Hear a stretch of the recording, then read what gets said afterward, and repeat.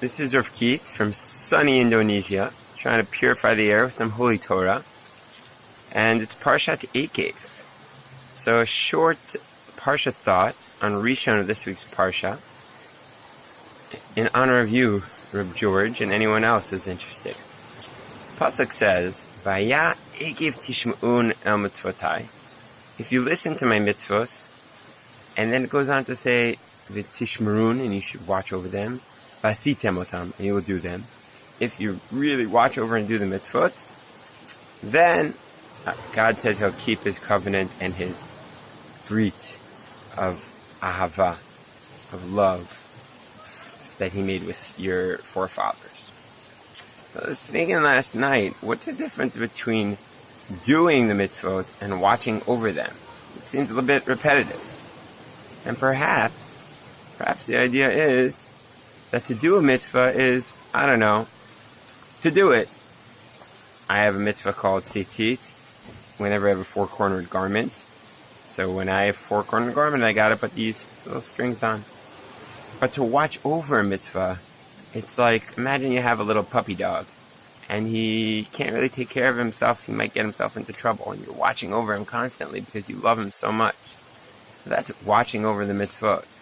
That's saying, I don't want to miss out on the mitzvah of tzitzis. Even if I don't have a four-cornered garment, I'm going to go out and get myself a four-cornered garment, because I don't want to miss out on this mitzvah.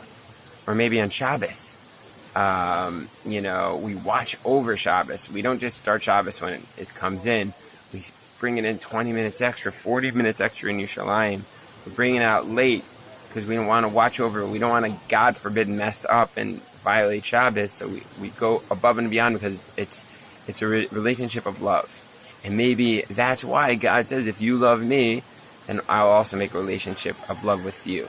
Really, the way that we treat God, that's how much we'll feel His presence in His life, and that's exactly in proportion. That's how He's going to make Himself known in His life. In our life, sorry. And I saw this idea actually in Rashi. Amazingly enough, I think he says something very similar. In the first Rashi in the parsha, he says, ekev tishma'un. Why is it necessary to tell you ekev when you will fulfill a mitzvah? It seems like an unnecessary word. He says, if you're careful about hafilu mitzvahs shadam dash behem beikvo, and a person normally just runs over, he treads over these mitzvahs, he doesn't think twice about them. They're easy mitzvahs. If you're even careful about those mitzvahs that you don't think twice about, then this covenant's really going to last.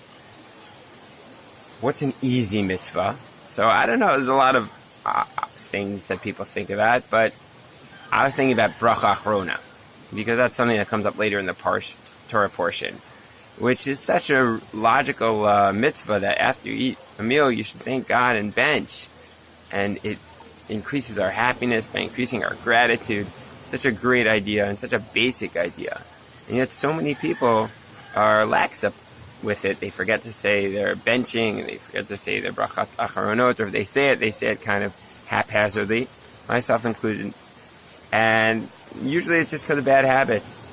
It's not because of, a philosophical problem with benching. It's just laziness and bad habits. It's one of those mitzvahs that a person's dash beikvo. He just runs on with life.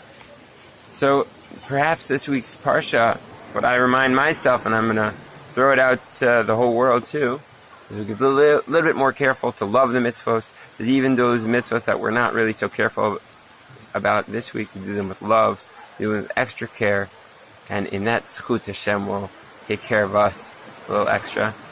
Let's have ourselves an amazing day. Good Shabbos, Parshat ekev Rishon. Have a great day.